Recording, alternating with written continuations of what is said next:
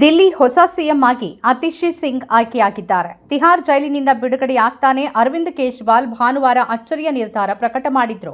CM ಸ್ಥಾನಕ್ಕೆ ರಾಜೀನಾಮೆ ನೀಡುವುದಾಗಿ ಪ್ರಕಟಿಸಿದ ಅವರು ಅದಕ್ಕೆ ಮೋದಿ ಹುಟ್ಟುಹಬ್ಬದ ದಿನವಾದ ಸೆಪ್ಟೆಂಬರ್ 17 ನಿಗದಿಗೊಳಿಸಿದ್ರು.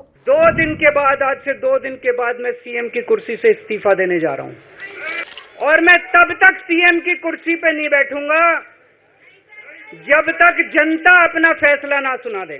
ಅದರಂತೆ ಮಂಗಳವಾರ ಸಂಜೆ ಸಿಎಂ ಹುದ್ದೆಗೆ ರಾಜೀನಾಮೆ ಸಲ್ಲಿಸಿರುವ ಅವರು ಅದಕ್ಕೂ ಮೊದಲು ಹೊಸ ಸಿಎಂ ಘೋಷಣೆ ಮಾಡಿದ್ದಾರೆ. ಮಂಗಳವಾರ ಬೆಳಗ್ಗೆ ನಡೆದ ಶಾಸಕಾಂಗ ಪಕ್ಷದ ಸಭೆಯಲ್ಲಿ ಕೇಜ್ರಿವಾಲ್ ಸಂಪುಟದಲ್ಲಿ ಸಚಿವೆಯಾಗಿದ್ದ ಅತಿಶಿ ಅವರನ್ನ ನೂತನ ಸಿಎಂ ಆಗಿ ಒಮ್ಮತದಿಂದ ಆಯ್ಕೆ ಮಾಡಲಾಗಿದೆ. ನೂತನ ಸಿಎಂ ಆಗಿ ಆಯ್ಕೆಯಾಗಿರುವ ಅತಿಶಿ ದೆಹಲಿಯ ಕಲ್ಕಾಜಿ ಕ್ಷೇತ್ರದ ಶಾಸಕಿ. ಕೇಜ್ರಿವಾಲ್ ಹುದ್ದೆ ತೊರೆದ್ರೆ ಸಿಎಂ ಸ್ಥಾನಕ್ಕೆ ಯಾರು ಅನ್ನೋ ಪ್ರಶ್ನೆ ಎದ್ದಾಗ ಮೊದಲ ದಿನದಿಂದಲೂ ಕೇಳಿ ಬಂದಿದ್ದ ಹೆಸರು ಅತಿಶಿಂಗ್ ಅವರದಾಗಿತ್ತು.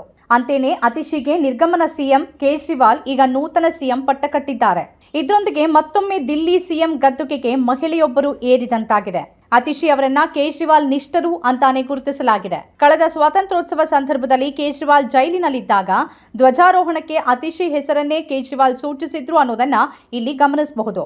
ಮನೀಶ್ ಸಿಸೋಡಿಯಾ ಬಂಧನದ ಬಳಿಕ ಕೇಜ್ರಿವಾಲ್ ಸರ್ಕಾರದಲ್ಲಿ ಅತಿಶಿ ಸಚಿವ ಸ್ಥಾನ ಪಡೆದುಕೊಂಡಿದ್ರು. ಶಿಕ್ಷಣ ಮತ್ತು ಲೋಕೋಪಯೋಗಿ ಅಂತ ಪ್ರಮುಖ ಖಾತೆಗಳನ್ನ ಸಮರ್ಥವಾಗಿ ನಿಭಾಯಿಸಿ ಅತಿಶಿ ಗಮನ ಸೆಳೆದಿದ್ರು.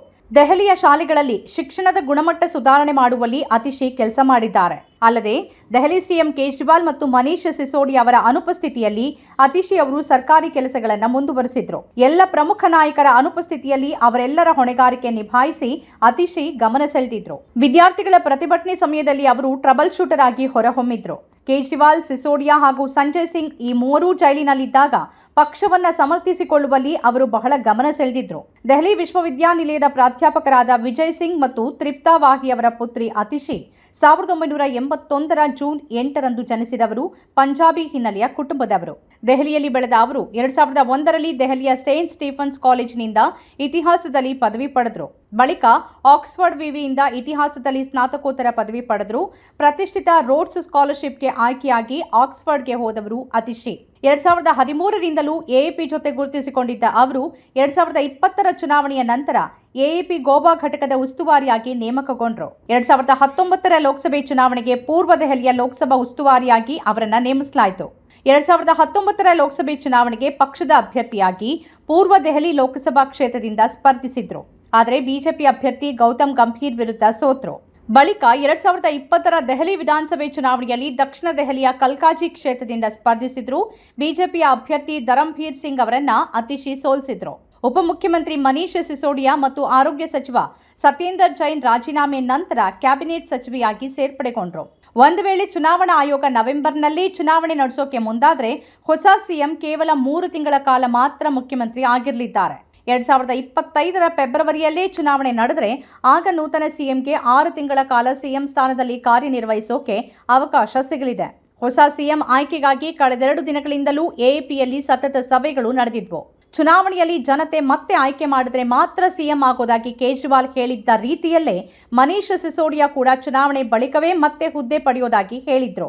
ಹಾಗಾಗಿ ಅವರು ಸಿಎಂ ರೇಸ್ನಲ್ಲಿ ಇಲ್ಲ ಅನ್ನೋದು ಮೊದಲೇ ಸ್ಪಷ್ಟವಾಗಿತ್ತು. ಅತಿಶಿ ಸಿಂಗ್ ಅಲ್ಲದೆ ಸಚಿವರಾದ ಗೋಪಾಲ್ ರಾಯ್, ಕೈಲಾಶ್ ಗೆಹ್ಲೋಟ್, ದಲಿತ ಸಮುದಾಯದ ರಾಖಿ ಬಿರ್ಲಾ, ಅಲ್ಪಸಂಖ್ಯಾತ ಸಮುದಾಯದ ಇಮ್ರಾನ್ ಹುಸೇನ್ ಹೆಸರುಗಳು ಸಿಎಂ ಸ್ಥಾನಕ್ಕೆ ಪ್ರಮುಖವಾಗಿ ಕೇಳಿ ಬಂದಿದ್ವು. ಹೊಸ ಸಿಎಂ ಆಯ್ಕೆ ಸಂಬಂಧ ಆಮ್ ಆದ್ಮಿ ಪಕ್ಷದ ಸಂಚಾಲಕರು ಆಗಿರುವ ಅರವಿಂದ್ ಕೇಜ್ರಿವಾಲ್ ಪಕ್ಷದ ರಾಜಕೀಯ ವ್ಯವಹಾರಗಳ ಸಮಿತಿಯ ಪ್ರತಿ ಸದಸ್ಯನ ಜೊತೆಗೂ ಪ್ರತ್ಯೇಕ ಸಭೆ ನಡೆಸಿದ್ರು. ಸಭೆಯ ಸಮಯದಲ್ಲಿ ಕೇಜ್ರಿವಾಲ್ ತಮ್ಮ ಬದಲಿ ನಾಯಕನ ಆಯ್ಕೆ ಕುರಿತು ಪ್ರತಿ ನಾಯಕರಿಂದ ಪ್ರತಿಕ್ರಿಯೆ ಕೇಳಿದ್ರು. ಮಂಗಳವಾರ ಬೆಳಗ್ಗೆ 11:30ಕ್ಕೆ ಶಾಸಕಾಂಗ ಪಕ್ಷದ ಸಭೆ ನಡೆದು ಅಂತಿಮವಾಗಿ ಅತಿಶಿ ಸಿಂಗ್ ದಿಲ್ಲಿಯ ನೂತನ ಸಿಎಂ ಆಗಿ ಆಯ್ಕೆಯಾಗಿದ್ದಾರೆ. ನಮ್ಮ ಕಾರ್ಯಕ್ರಮಗಳನ್ನು ನೀವು ನೋಡ್ತಾ ಇದ್ರೆ ನಮ್ಮ ಚಾನೆಲ್ ಅನ್ನ ಸಬ್ಸ್ಕ್ರೈಬ್ ಮಾಡಿ, ಪಕ್ಕದ ಬೆಲ್ ಐಕಾನ್ ಒತ್ತಿ ನಮ್ಮನ್ನ ಬೆಂಬಲಿಸಿ. ಹಾಗೆ ನಮ್ಮ ಕಾರ್ಯಕ್ರಮಗಳನ್ನ ಲೈಕ್ ಮಾಡಿ, ಕಮೆಂಟ್ ಮಾಡಿ, ಅದನ್ನ ಬೇರೆಯವರಿಗೂ ವಾಟ್ಸ್ಆಪ್ ಮೂಲಕ ಶೇರ್ ಮಾಡಿ. ನೀವು ಹೀಗೆ ಮಾಡಿದಾಗ ನಮ್ಮ ಚಾನೆಲ್ ಮತ್ತಷ್ಟು ಜನರಿಗೆ ತಲುಪಲು ನೀವು ನಮ್ಮೊಂದಿಗೆ ಸಹಕರಿಸಿದ ಹಾಗಾಗುತ್ತೆ. ಇದು ನೀವು ಯಾವುದೇ ಖರ್ಚಿಲ್ಲದೆ ಕೆಲವೇ ಸೆಕೆಂಡುಗಳಲ್ಲಿ ನೀಡಬಹುದಾದ ಸಹಕಾರ. ಧನ್ಯವಾದಗಳು.